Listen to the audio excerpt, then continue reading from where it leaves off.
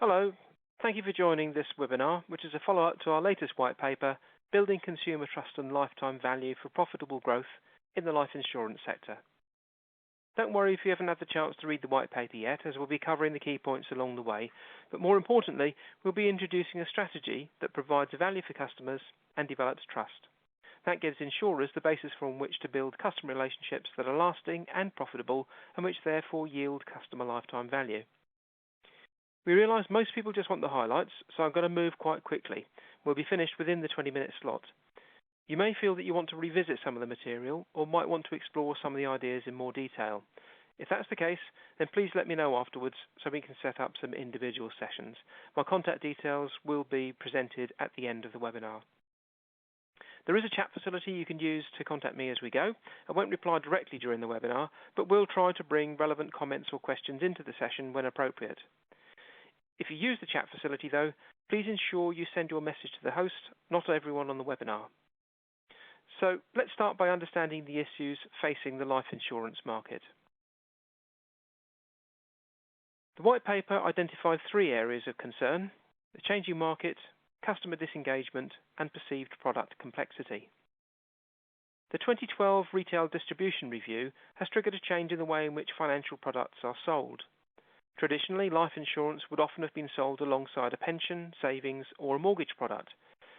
But as consumers are more hesitant about paying for the financial advice associated with these products, banks, IFAs, and other advisors have shifted to the high net worth sector, leaving a mass market underserved. Customers are less involved, too. The FCA notes that insurance is seen as purely transactional.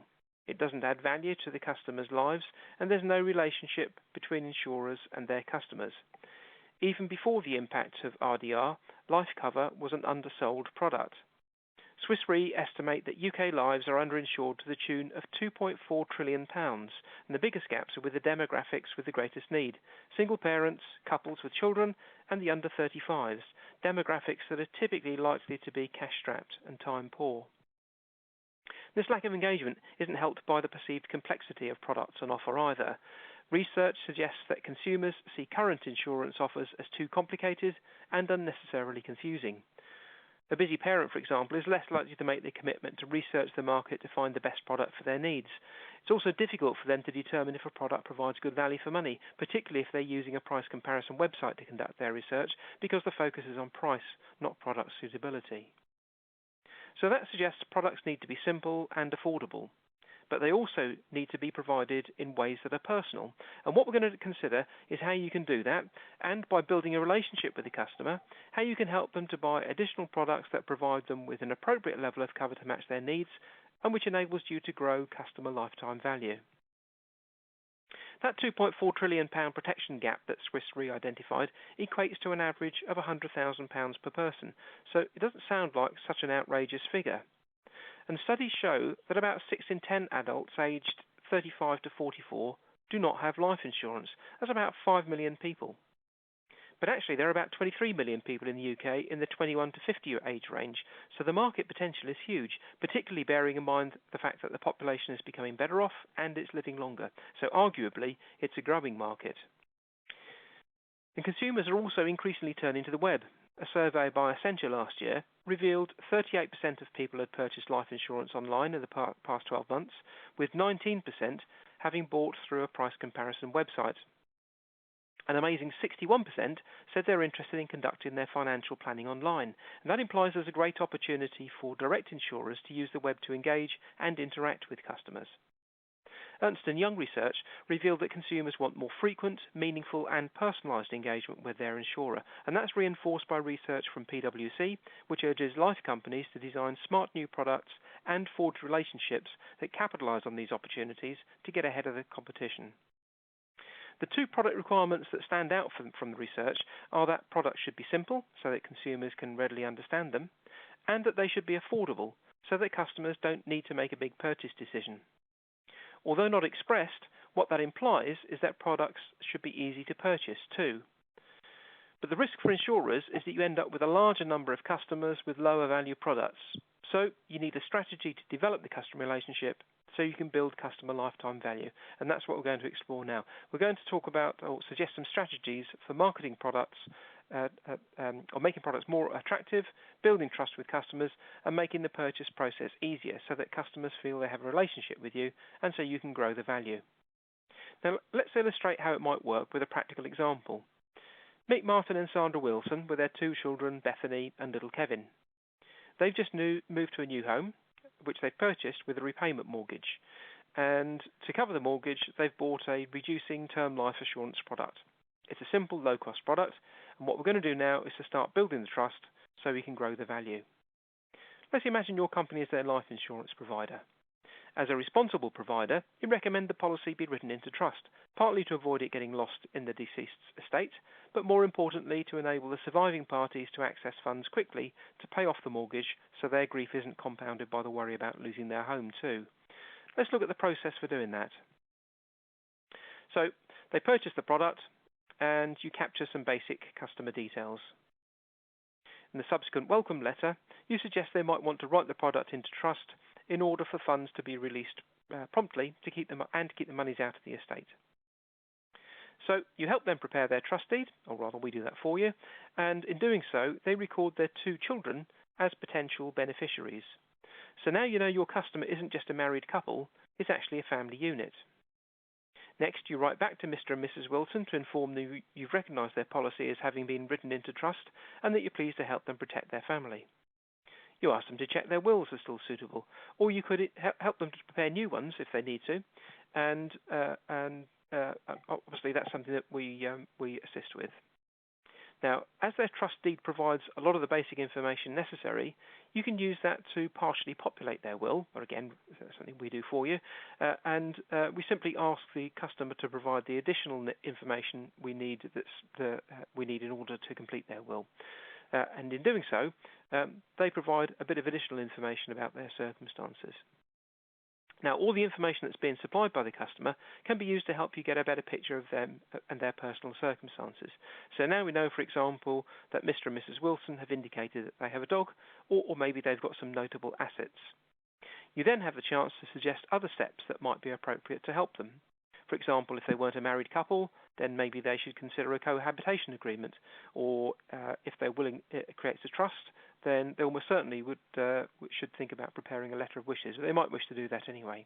They're any one of a number of additional services that you might be able to offer to Mr. and Mrs. Wilson that would be beneficial to them. Now, all of this dialogue helps you to build that relationship, but it's also helping you to build a better picture of the customer so you can suggest additional services that will help them and which adds to the trust. Now, at this stage, we haven't suggested any additional products, and I've actually had a query come through on the chat facility asking about how we assist with the initial purchase. We certainly do that with some of our clients. There are strategies that some of the clients have used in order to do that. That's not quite the focus of this particular webinar, so I'm happy to explore that afterwards. I'll certainly pick up with the person that raised that query. But if anybody else is interested in that area, please do get in touch and we can certainly explore that with you individually, because that's a whole new subject area. Okay, so we've had some dialogue with the customer. We've helped them to put in place a few things to ensure that they're properly protected, and in doing so, we've actually learned quite a lot about them. Now, with this better understanding of the customer, you might then start to introduce additional products that would also be beneficial to them. But because you know more about your customer now, you can make those product offers highly personalised. So, for example, just looking at this reducing term assurance product that they've bought, that actually provides them with £120,000 worth of cover, and for that they're paying just £9.64 a month. Now, from that, you can assume that that £120,000 is going to have some relationship to their household income. So let's assume they've just moved house. The mortgage that they've taken out is some multiple of their household income. So you can make a reasonable guess that their household income might be somewhere around about the £40,000 mark. So let's suggest that you go back to them and say that in addition to covering the mortgage debt, if if a claim situation arises, then they might want to think in terms of having some additional cover. So maybe they might want to have some level term assurance to sit alongside the product that's covering the mortgage debt. And let's say that you might want to suggest they should think about a year's worth of household income just to ensure that the survivors are looked after in the short term. So very affordable product. See, that £50,000 worth of cover is just going to cost them £6.74 a month. So you're not asking them to make a big purchase decision here. But you might think in terms of some other things that might be appropriate for them, maybe some critical illness cover, slightly more expensive proposition, or maybe income protection, or any one of a number of other products that would be appropriate for them. Important thing is, because you know more about the customer, then you're able to provide them with much more personalised suggestions that would help them. We actually use that sort of process to help people in the preparation of legal documents. It's a service we call Legal Concierge, where you effectively remind people of where they're at in their stage and give them a nudge to go on to the next bit, and do quite a lot of the work for them to make it easy for them to make take that next step. So you're actually helping Mr. and Mrs. Wilson on a journey in incremental steps where they're in control, but you're offering services or products that you think they would find helpful. Now, you could do that with this legal concierge type approach, so you're actually helping them to take those steps, or you simply might provide access to a portal where Mr. and Mrs. Wilson can come in and review their cover and suggest they can see other products that you might suggest, which they could pick up on. Again, all of those offers would be highly personalised. So what we're doing here is we're providing ways in which you can develop that relationship with Mr. and Mrs. Wilson, but we're doing so in a very cost-efficient manner and in a manner that's highly personalised to them. So we're developing the relationship, we're helping them take things forward. In a way, you can think of what you're doing here as replacing some of the role that might previously have been provided by a traditional advisor. Now, EPOP provides services of this type for many major brands and law firms, some of whom are shown here. We understand we're comfortable with matters such as compliance, brand reputation, and product quality. And we use what some people call an expert system to produce law firm quality documents. It means the production costs are very low, but more significantly, we use data to prepare those documents. And that's data that's provided by the customer, but which can be repurposed to provide more personal and more engaging customer experiences. Now, our services are all aimed at helping our clients to achieve their business objectives.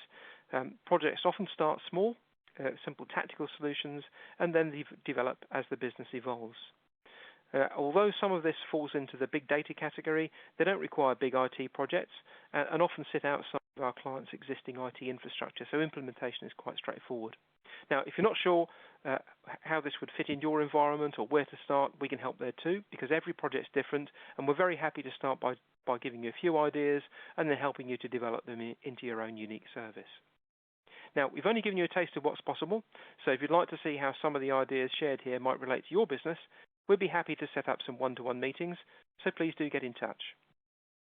We've reached the end of our slot now, so thank you for attending, and I hope to speak to you personally in the near future. I'll leave my contact details up and hope you'll get in touch soon. Look forward to speaking to you then. Bye-bye.